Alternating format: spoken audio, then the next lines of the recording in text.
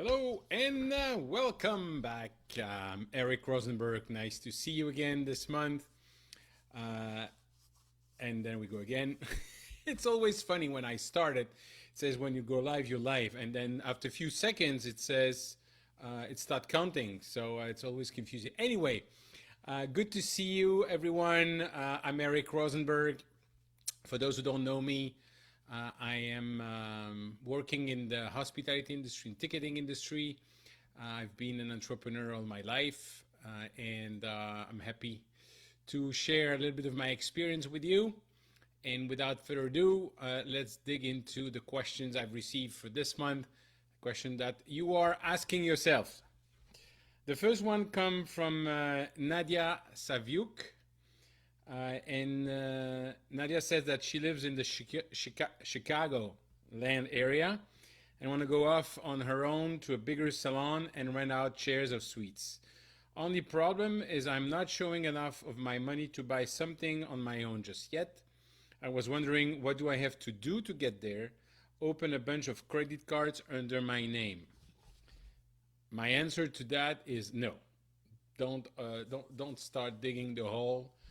Don't start looking at getting credit card if you don't know where you want to go. If you get some kind of proof of concept, just manage your risk. So the first thing I would do is define what a business plan look like.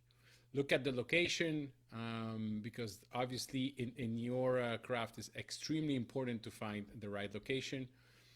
And do a quick budget of what are your different costs, what would need to happen for you to break even.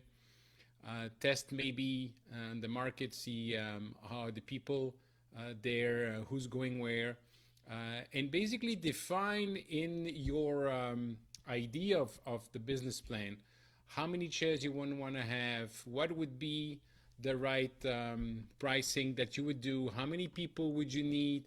But go deep into all your costs, the product cost, advertising cost, if any. So all of this come together, then you decide if this is something you're going to pursue. The bank might not give you, although you never know, but then gather some friends as well. Look if anybody want to support you in that, and maybe give them a little interest in what they would do, what they would get supporting you, and definitely reach out to the different groups that you have locally. Go maybe on meetups, see if there's any other entrepreneur, but make sure that you build your own board of advisors with friends, families, people that you trust, and people that you know will tell you what they believe is good or not for you, not necessarily kill your dreams, not necessarily say go ahead, but have, feet on the ground, very tactical as well. So, but please don't start opening credit cards now that you haven't defined all of the above. That's really essential. And then maybe find a creative way of financing your first salon. Maybe you have some people coming with you that you're renting out some chairs or suites that are co-investors with you, or have a special price. Are other people that are interested in supporting a small business? There's a lot of opportunities in Chicago and in all the cities in the US. Go as well to see what can be done with the local Chamber of Commerce. But do your homework with the business plan and the cost that you would have. Okay, hope it helps, Nadia. Good luck with your project. The next question is from Brad Coleman. And Brad is asking, how do I figure out the next steps when I'm lost in taking the company to the next level? And the business description is the following, and the background. We have talked about foundation before, and taking steps to building a brand and brand awareness.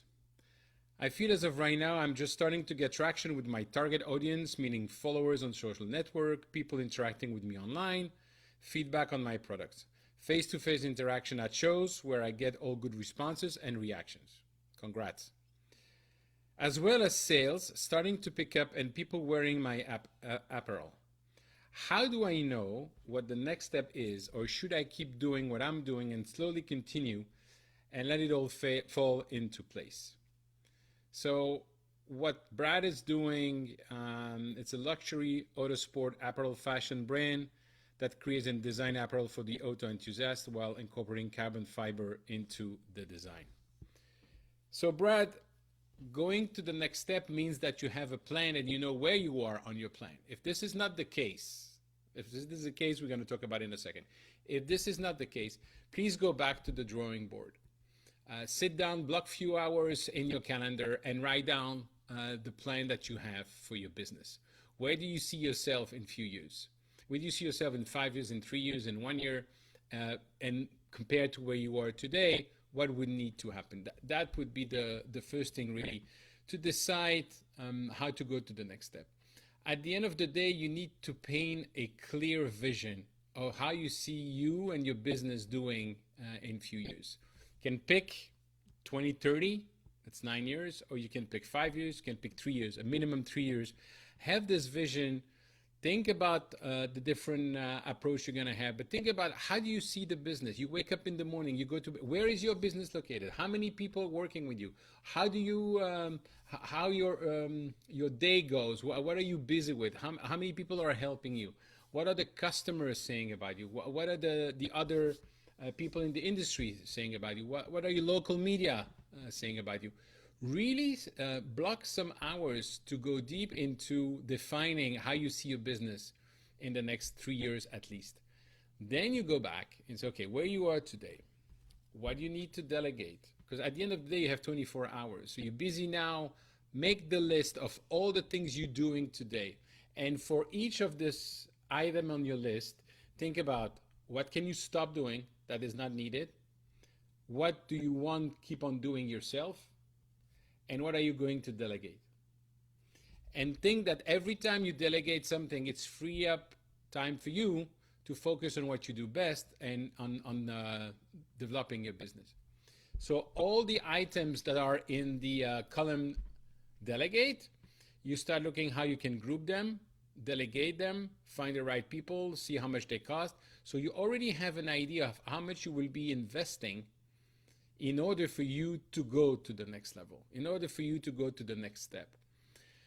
There is no rule that says that in the next 12 months, you need to grow by 30%, or, you know, I hear so many entrepreneurs saying, oh, I've hired another 15 people. Say, great, what's your profit? What's your bottom line? And is it helping you in basically executing on the plan you have for your business? That's the real question. So really think about it for yourself. Maybe exchange that and put it on paper and read it to people you trust to get their feedback on that. And then you decide what are the priorities, what are you going to focus your time on, and what type of investment you want to make based on the goals that you have. Okay, hope it's helpful, and keep us posted, Brad. The next question comes from Rajesh Morjani. And Rajesh said, how can I find a suitable marketing co-founder for my startup? The background is Rajesh is working on an app by which students can get fluent in English online. I probably would need that if you hear my accent sometime. We give Zoom-based classes to students where there are maximum 5 students in a class, so all of them get to talk and practice a lot during the session. The concept is getting very good reviews from the students, and Rajesh is thinking about that it has a big potential for a worldwide audience. We have 2 batches filled so far, but there's scope to fill lots and lots more batches. My challenge is that I am a software engineer by profession. I enjoy the product building part more than the sales and marketing part. So even though I've done the sales for the first 2 batches, I want to focus more on coding, development, and product, as that comes more naturally to me as compared to marketing campaigns and conversion rates, etc. Any idea how I can find a partner to complement my skills, as well as do's and don'ts to watch out for in that regard, will be helpful. Very, very good question, Rajesh, and congratulations on identifying already what you're good at and what you want to focus your time on. So before we go into the process to follow to find the right partner. I think what's very important for you is to go back to your business plan and to your numbers. How profitable are you, or how many students at which price do you need to have in order for you to be break even? And then you will decide the type of investment you want to make. But before doing that, it's really important that you have an idea of the numbers and where you're going to. So good for you for understanding that you're good in one part and you need somebody else for the other part. I think you also need to understand that for any company, there is one face of that company. And as the founder, you probably want to be that face until you have enough business in order to hire somebody to do the part of the job that you don't want to be doing. I'm all about delegating. I'm all about making sure that I'm focusing my time on what I do best, on what I like the most, or what is bringing me the most revenue. But guess what? Until you reach a certain level of business and profit, that is something that you have to do yourself first. Second, going through the process is you want to convince somebody to come with you. So the first thing is to be able to tell that person, what is your vision? How do you see the app developing in the future? Where do you see the business? Where do you see the potential to attract a person to come and work with you? I'm not sure you need a business partner to do that. Maybe it's the right solution for you, but not necessarily. I think what's important from the moment you know where you want to take the business, you define the roles and you do that job description, and then you decide how you're going to interest the person that you're going to find. Always better for me to go to your personal network and look and put it out there. This is the profile, the person I'm looking. It's obviously different sites that are helping you with that, but that's a very daunting task.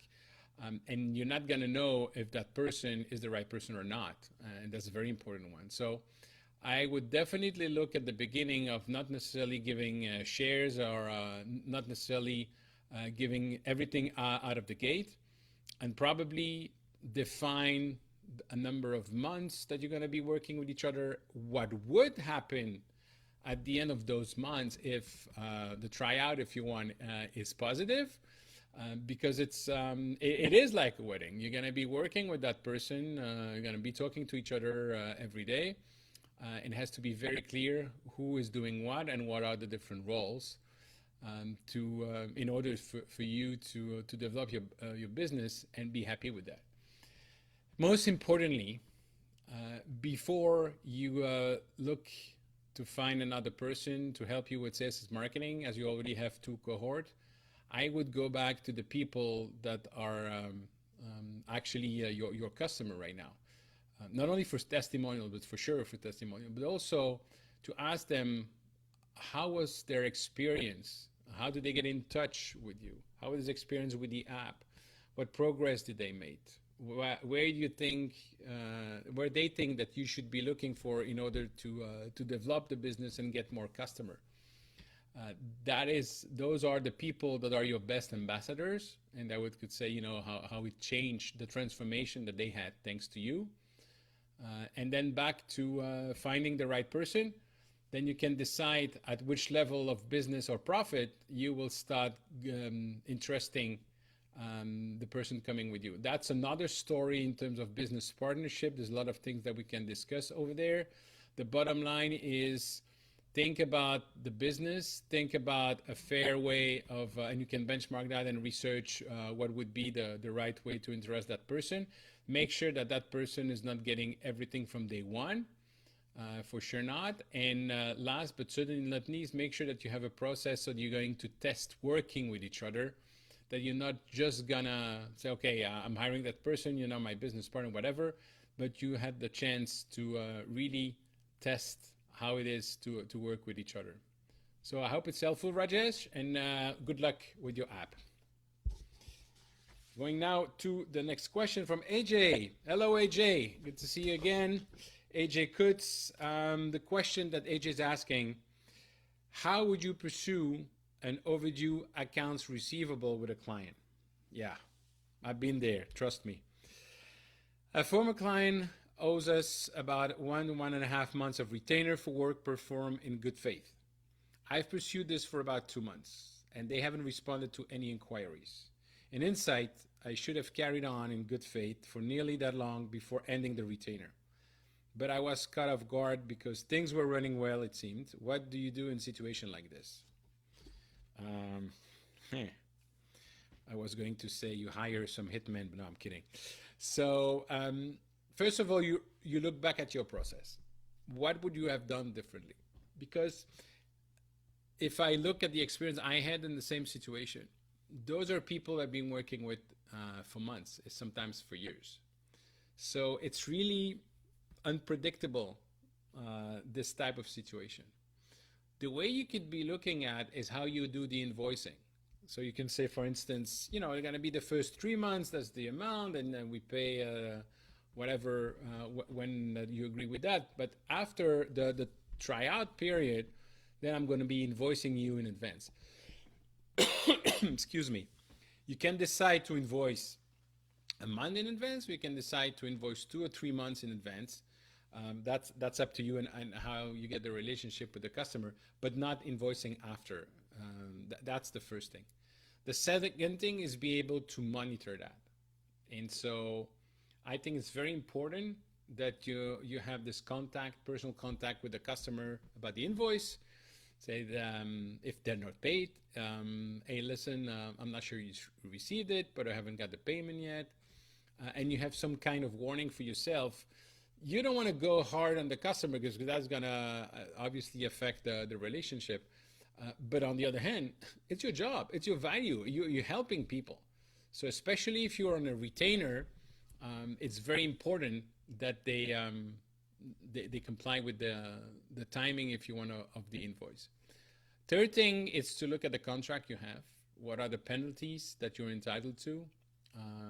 And that's something I would say to protect yourself.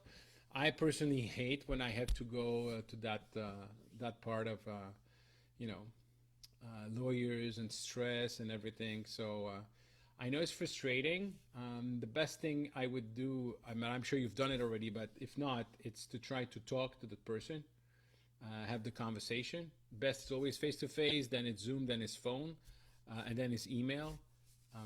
But if they don't answer, I think that I'm not sure it's worth it, your time, for 1 or 1.5 months of retainer to go through lawyers, stuff like that. You might want to do that.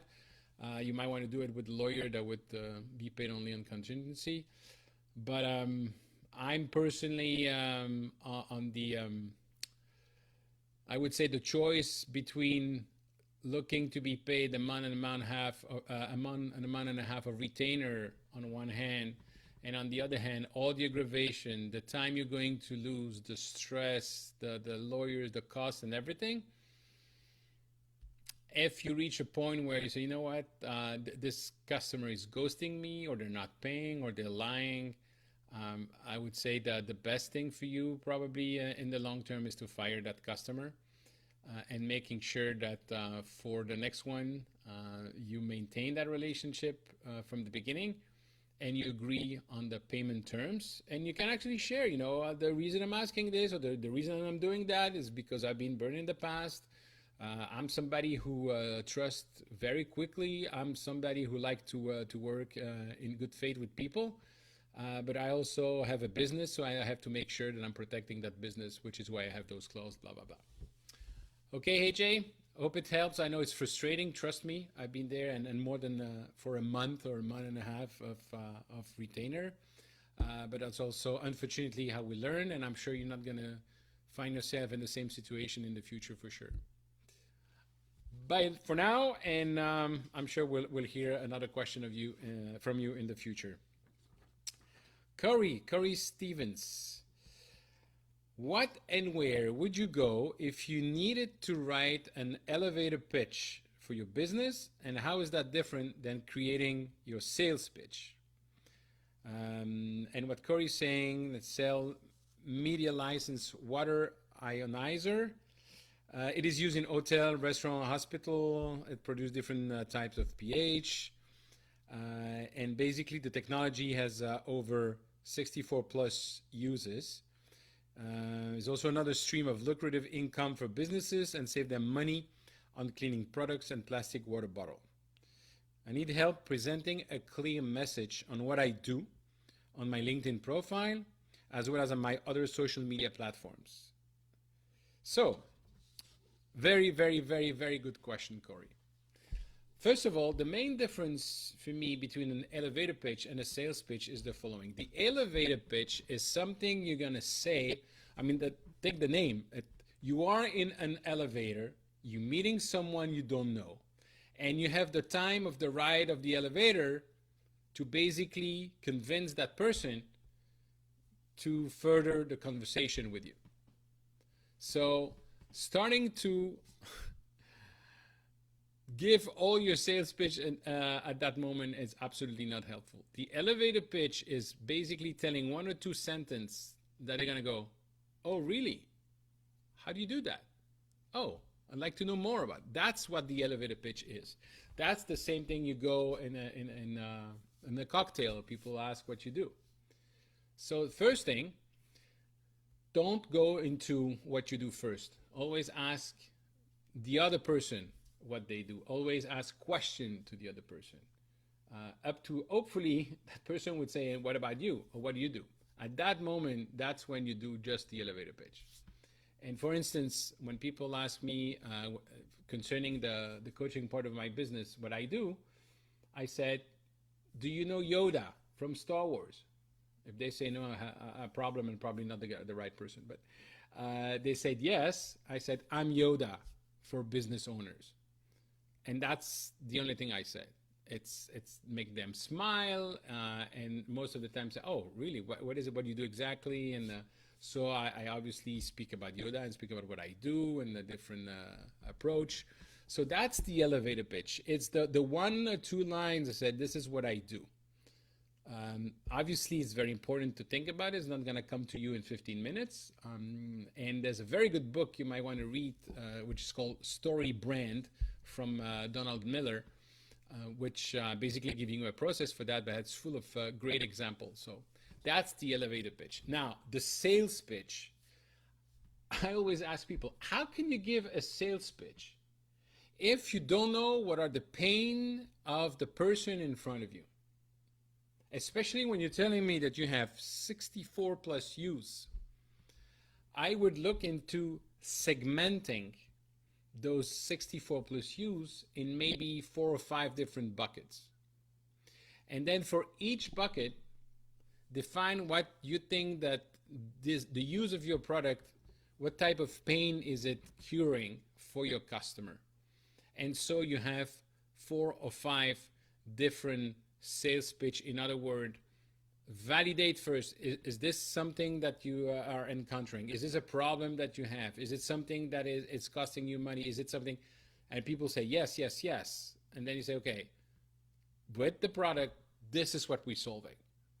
And then you look at all the benefits that you believe that the product is bringing, and you take the maximum 3 top one, so that they say, oh, that's very interesting.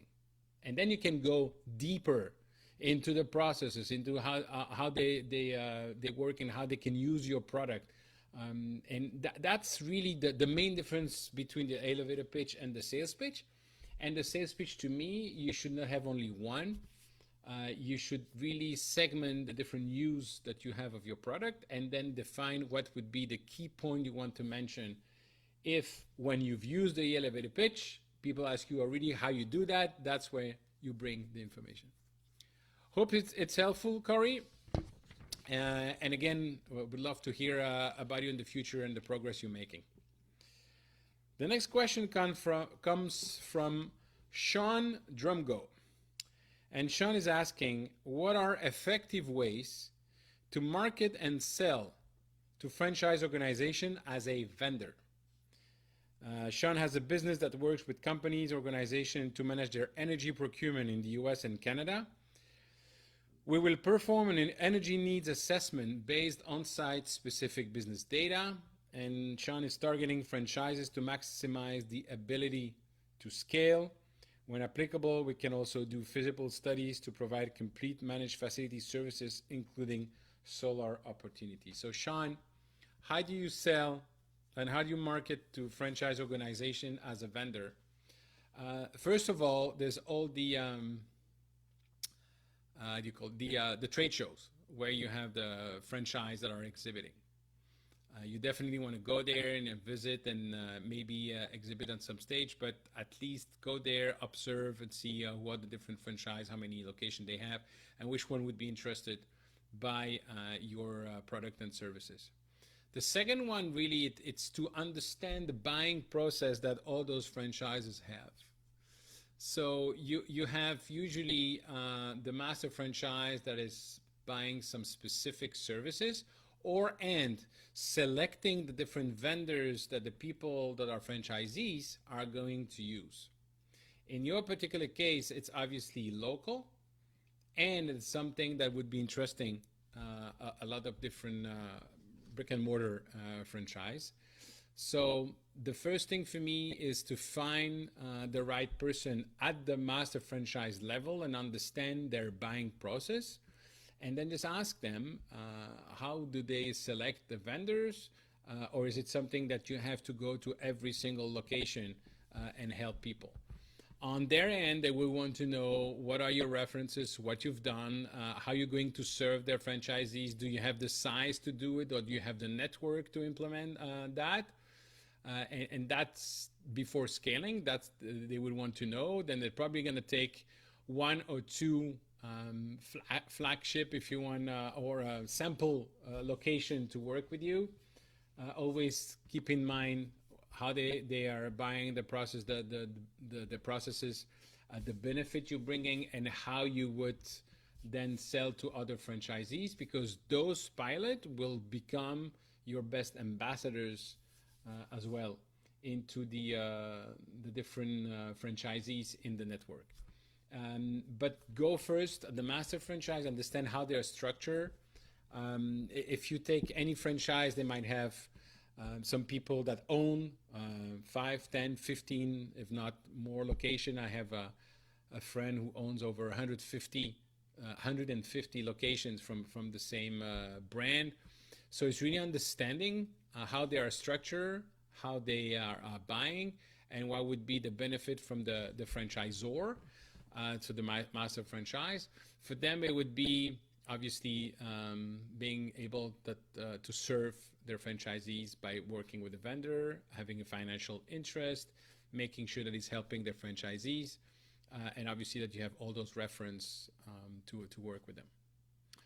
Voila, hope it's helpful, and good luck with contacting all this franchise, Sean. The next question coming from Stephen Davis.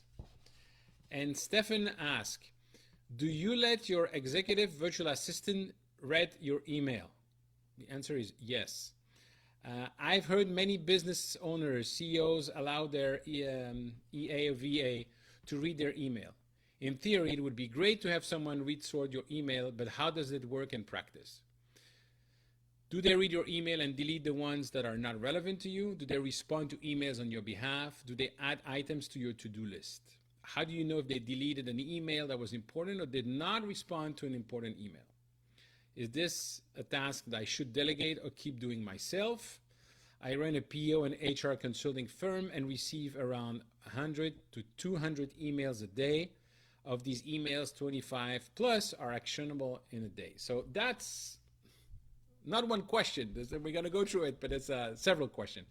First of all, Stefan, yes, the idea here is always the same, is to save you time and making sure that you can delegate as much as possible. So in your case with PO and HR, there's a lot of processes. There's a lot of different moving parts that comes together. So when you need to delegate something, you've done it yourself, you've read your emails, you know what to do. Now you have to put yourself in the shoes of the person who's going to do it for you. In other words, you need to document the entire process, what you're doing, and then start thinking, what are the different type of emails, the different actions you're taking with an email? because that's how you're going to train your assistant to do.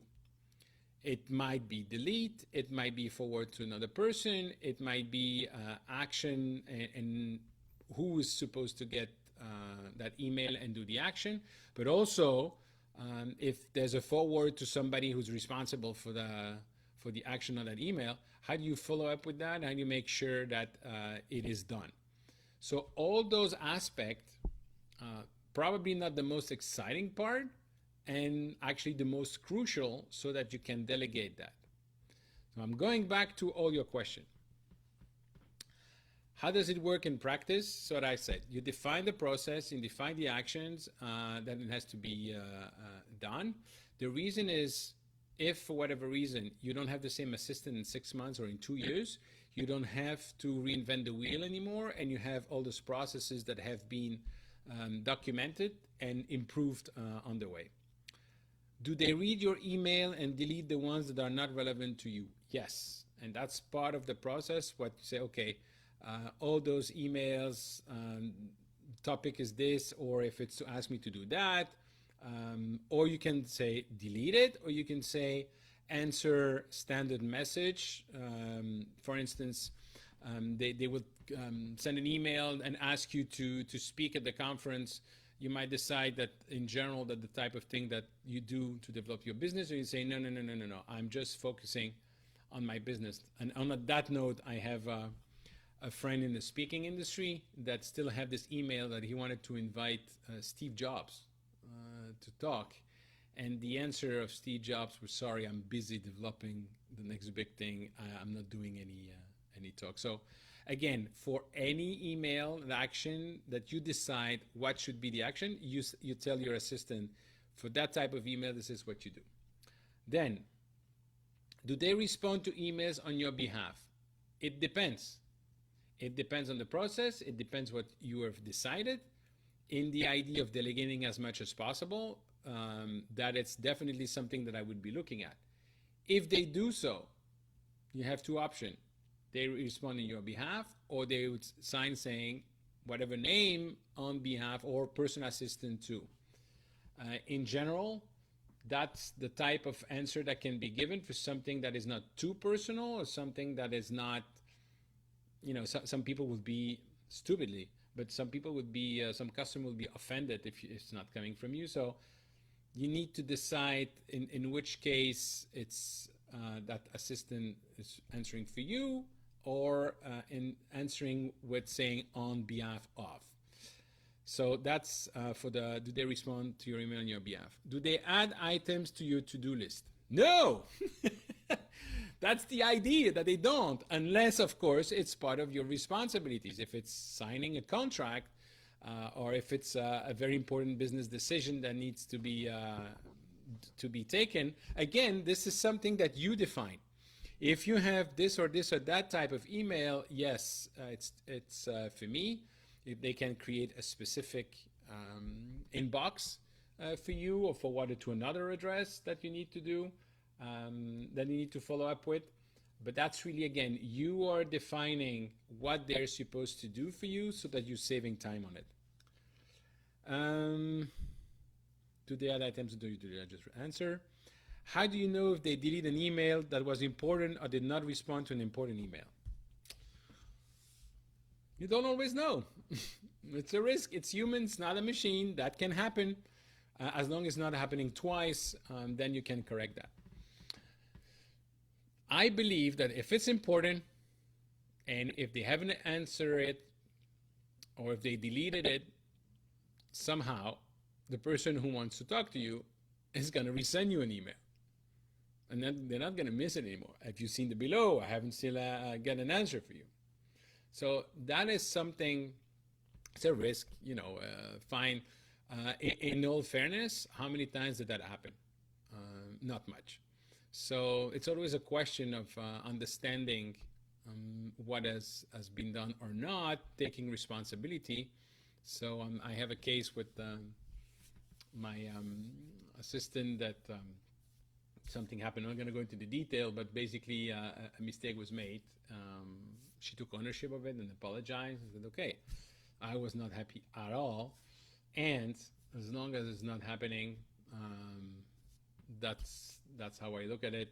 It's not fine, but you know, let's move on. So that's again something that you define, but I think it's very important. People will come back to you anyway. Your next question is this a task that I should delegate or keep doing myself? I suppose that's, you mean reading your email. Listen,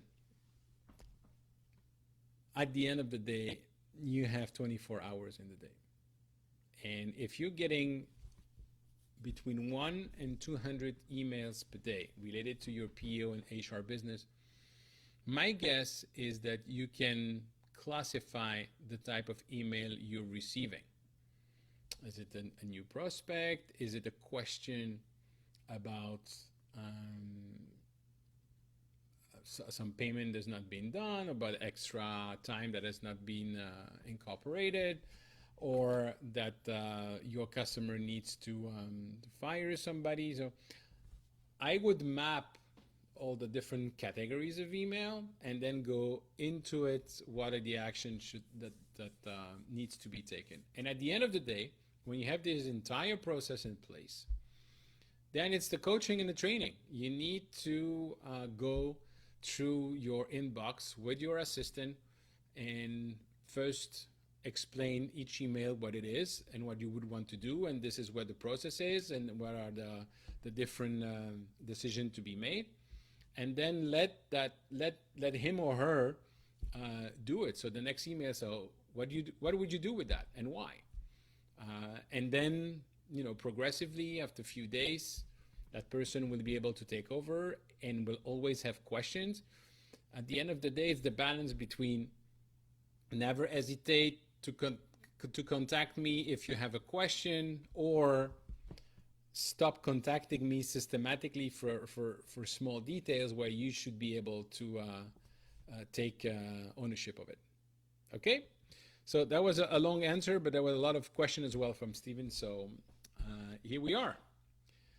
The next question, the last 4 questions for today, comes from Heather Brockman. Heather is asking, when sending an employee for a drug test, is it best to have them accompanied by a member of management? The background is recently had an issue with an employee involving one of my vehicles. We have on-site drug tests, but I realize I need to have an option for sending to a facility for better accuracy. Is it best to have them accompanied by a member of management to ensure accuracy of the results? This doesn't seem to be a good use of time, but I also need to make sure the results would not be tainted at all. Well, if you work with this external facility, you obviously agree on the process with them. And I would imagine that if you're sending me to do that test, I need to show who I am and prove who I am, and they need to check my identity. That maybe they give a number that obviously will be collected afterwards. But when I show up, I need to show my driving license, and they can check the picture. It's not that I'm going to go with somebody else to take the test for me.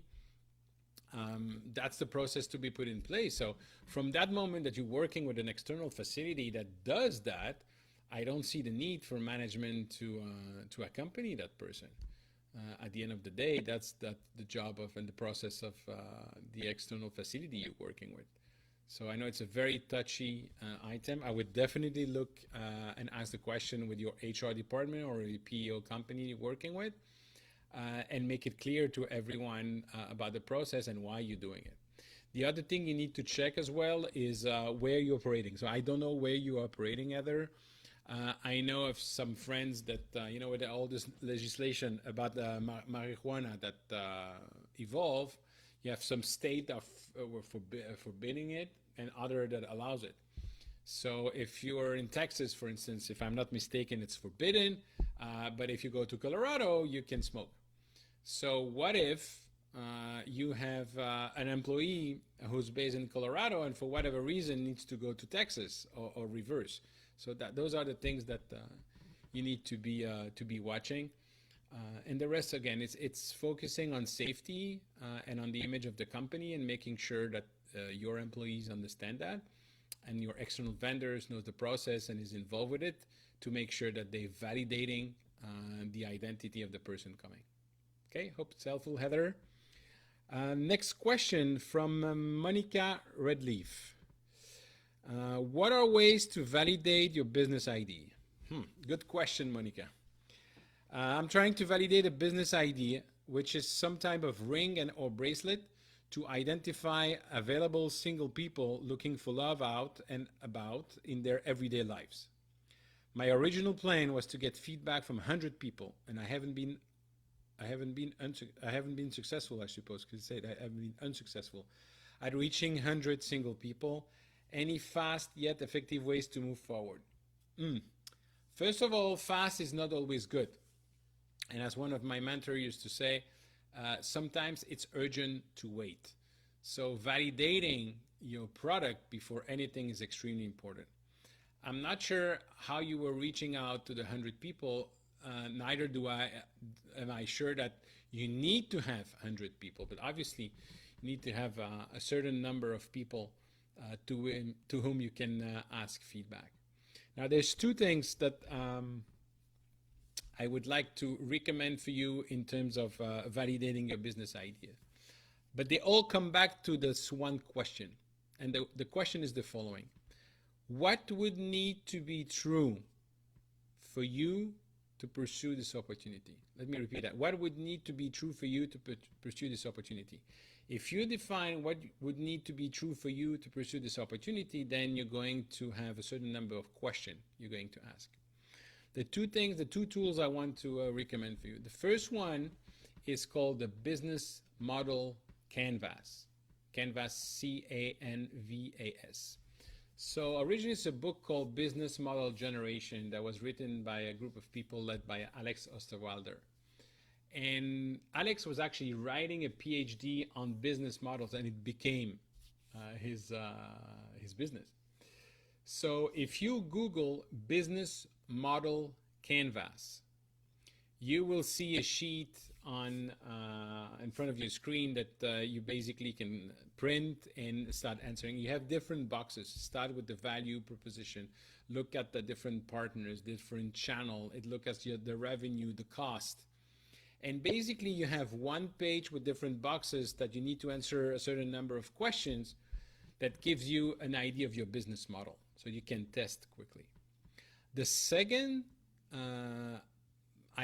tool that I would really want to recommend for you based on the fact that you want to develop a product is a book called When Coffee and Kale Compete.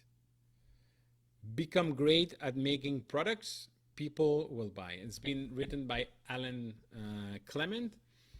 So When Coffee and Kale Compete is all about what is the job to be done.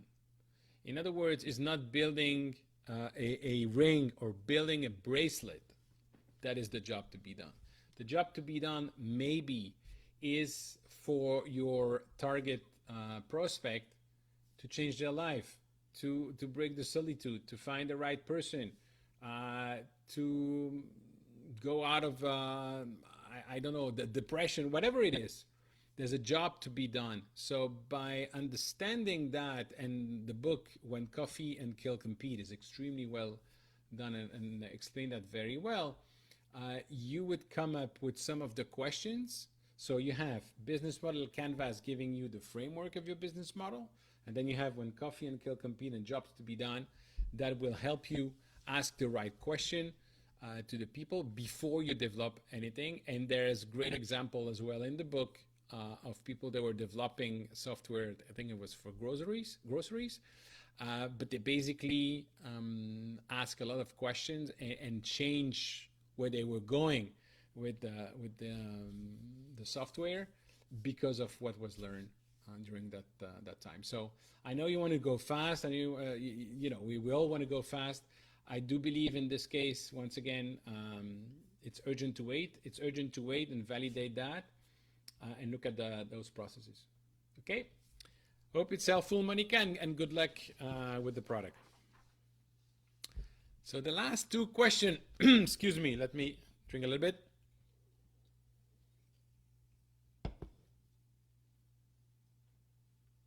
Good. The last two questions for today.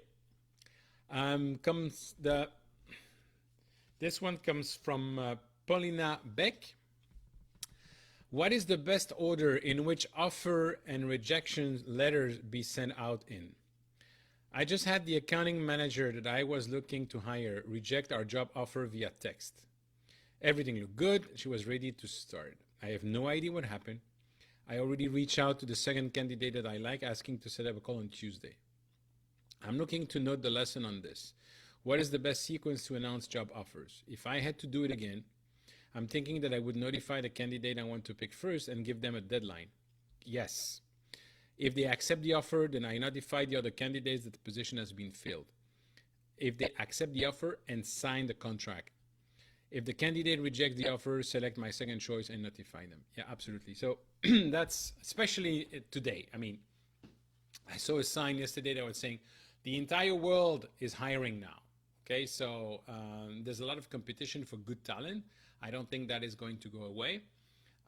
And in the process, you want to make sure that you have all the opportunities, you keep all the good opportunities, and you're also being respectful of the individual, which is basically trying to come in and work for you. So when you're down to your short list, I don't know if it's 3 people, 5 people, then you select obviously the first one, and they would understand it as well. I say, okay, this is the offer. This is the deadline, because obviously we need to fill in that position sooner rather than later. And I also would need to inform the other candidates that they have not been retained this time. So that person would understand, and that allows you as well to follow up. There might be some back and forth in terms of negotiation for the contract and the different elements in it. And then if both of you are on the same line, then you sign the contract. Before going back to other people, other candidates, just make sure that you've received the confirmation of the person. Regarding that person declining by text, I mean, I personally think that it's I don't want to use bad words, but come on, that you might meet that person again in the future. That's not a way of me rejecting an offer, declining an offer. It tells a lot for me that the person doesn't have the balls to basically call and said, listen, I'm not coming, and also explain. So I would definitely try to reach out to that person to understand. But then so you have your process in place, you have the deadline, you have a signed contract.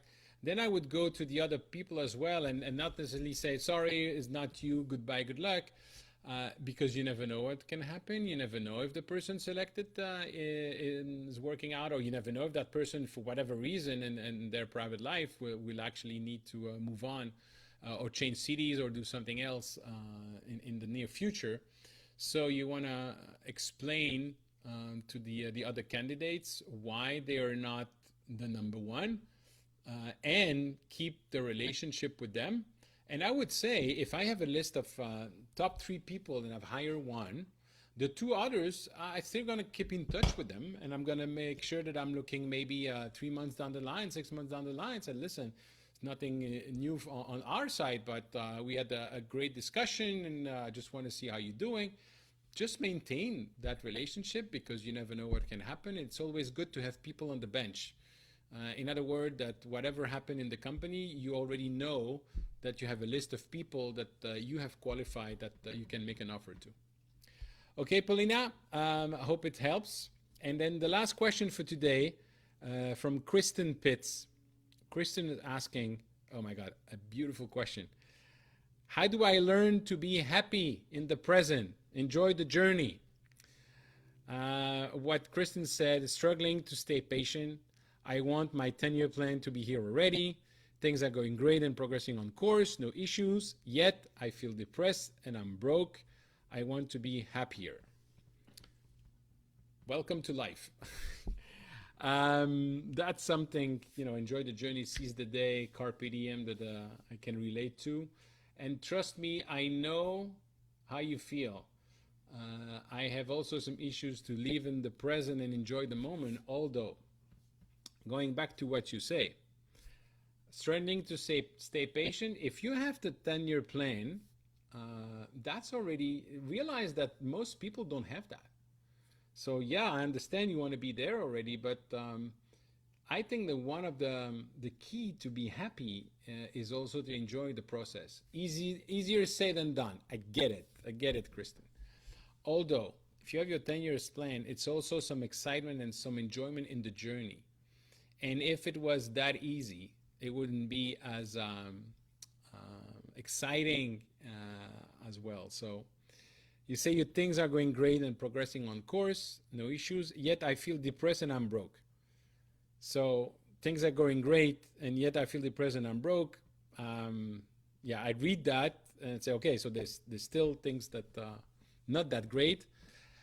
So going back to your question, how do I learn to be happy in the present? Focus on the long term, focus on the plan, and really be grateful. You know, I know it's probably extreme, and I don't want to go into politics, but with what's going on now and what's going on in Afghanistan, that's what I told my daughters. I said, listen, whatever problems you have today, you don't have the problem of risking your life.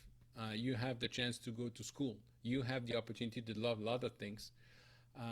Imagine that if you were a little girl there today, you would not have that. You would not have those choices. Your life would be at risk, and you will be considered as what I personally consider less than an animal, which is disgusting. So I think all those elements, and I'm telling you of what I'm doing to be happy, is that to be grateful every day. I meditate every day. Have a routine. If you have your 10-year plans, have a routine every morning. What is it that you do? Is it the miracle morning? Is it a different approach? Whatever it is, it's good to have a routine every day. It's good to make sure that you have this me time for yourself. It's good to be grateful and look at the reason that you need to be grateful. You know, every day at dinner, we go around the table and say, okay, what are the 3 good things of the day? And every day you can find 3 good things. So it's a process. It's a state of mind. And maybe a last thing that I'd like to say about this topic, as you can tell, I can exchange with that for many hours. One book that I recommend you to read is Stillness is the Key from Ryan Holiday. Stillness is the key. Voila, Kristen, I hope it's helpful. Yes, life is wonderful. There's challenges, but it's worth all the effort. And again, if there were no effort, there would be no joy in reaching those goals. So keep working, and things will clear up and seize the day, definitely. That's it, ladies and gentlemen. It was good to see you again this month. Good luck, good work, and we'll see you next month. Thank you.